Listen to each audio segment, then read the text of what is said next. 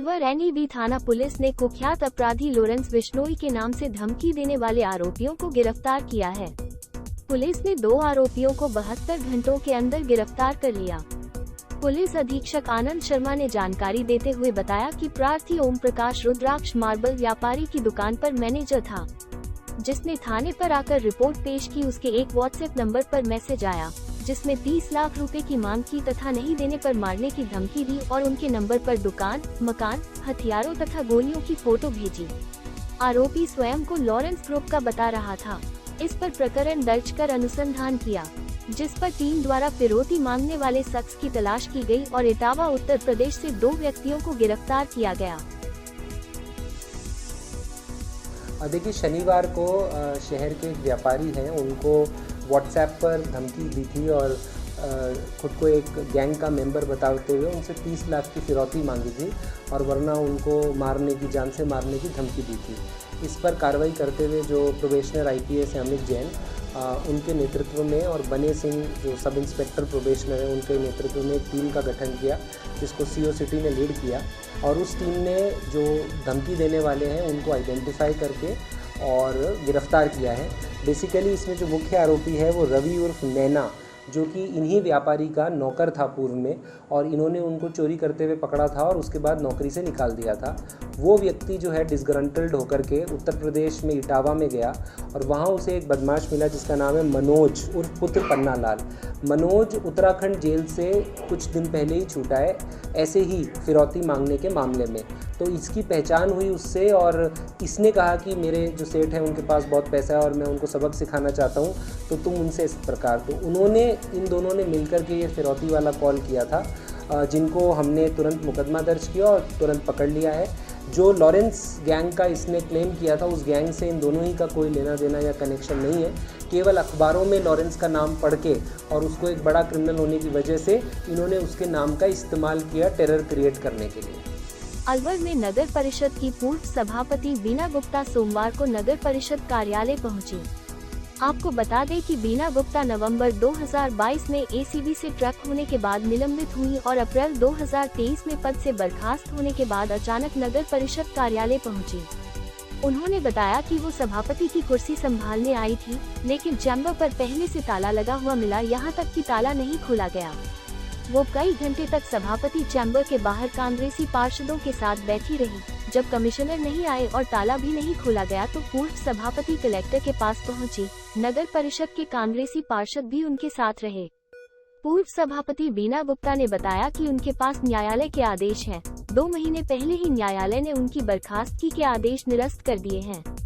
पूर्व सभापति ने कहा कि न्यायालय के आदेश आए 2 महीने हो चुके हैं। इन 2 महीने में विभाग व सरकार के पास गई, उनको मामले से अवगत भी कराया गया, लेकिन सरकार ने आदेश जारी नहीं किए। सरकार के आदेश जारी नहीं करने का कारण समझ नहीं आया है, इसलिए वे खुद नगर परिषद पहुंची। वहीं उन्होंने देखा कि नगर परिषद में आयुक्त सहित बहुत सारे कर्मचारियों के होने के बावजूद आमजन की सुनवाई नहीं होने से लोग परेशान हो रहे हैं। इस पर मौजूद कर्मचारियों को लताड़ लगाई तथा इस मामले से उन्होंने जिला कलेक्टर को भी अवगत कराया। आज मैं नगर परिषद में अपना पद ग्रहण करने के लिए यहाँ पे आई हूँ, क्योंकि मुझे माननीय उच्च न्यायालय के आदेश हैं, उन्हीं से मैं पद ग्रहण करने आई हूँ। उच्च न्यायालय ने मुझे 2 महीने पहले ही आदेश दे दिए, लेकिन मैंने काफ़ी इंतज़ार किया कि सरकार बिठा दे, उसमें मेरी और सरकार दोनों की ही सलामती रहेगी। तो इसलिए मैंने DLB में कई चक्कर काटे।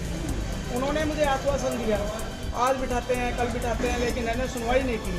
जब मेरे पास आदेश आ गए क्लियर, तो मैं अपना पद ग्रहण क्यों नहीं करूँगी। इसलिए मैं आज यहाँ पद ग्रहण करने के लिए आई हूँ। माननीय उच्च न्यायालय के आदेश। जो कार्यवाहक सभापति उनका भी 60 दिन से ज़्यादा का समय हो गया, आपको पद पर कहीं ना कहीं आदेश नहीं हुए कि आपको संभलाया जाए, वजह क्या लगती है?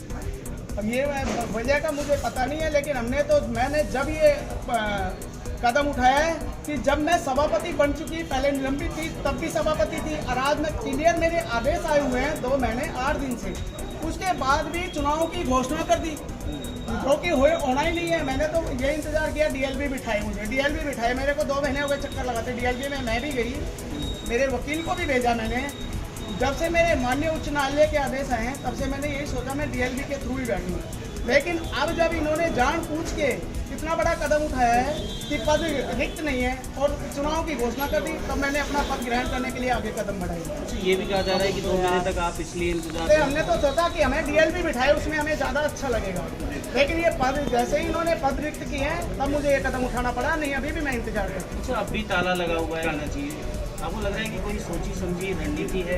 अब ये रणनीति होगी, हम कलेक्टर साहब के पास जाएंगे, हम कलेक्टर साहब के पास जाके आदेश करें मांगेंगे, हमें बिठाए आके यहाँ पे, हम तो हमारा पद ग्रहण करेंगे। 2 महीने से हमें इन्होंने रिक्त स्थान बता के जब चुनाव की घोषणा की है तो उनको आगे आना पड़ेगा।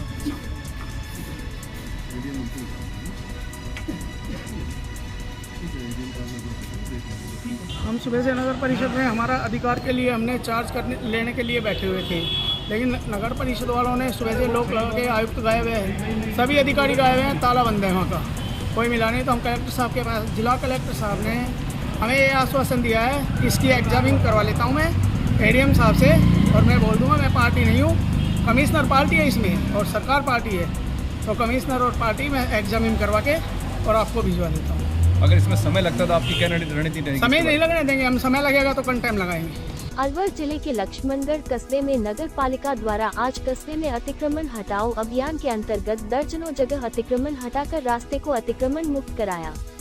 अभियान में पुराने बस स्टैंड जालूकी रोड से तथा नाले पर दुकानदारों द्वारा किए गए अतिक्रमण को जेसीबी की सहायता से हटाया।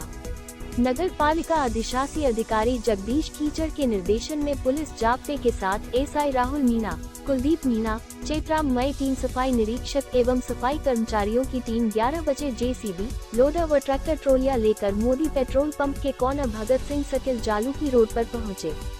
टीम ने गंदे पानी निकासी के नालियों के ऊपर अतिक्रमण कर बनाई गए चबूतरा चौकियां व पट्टियां टीन शेड जेसीबी चलाकर हटाई।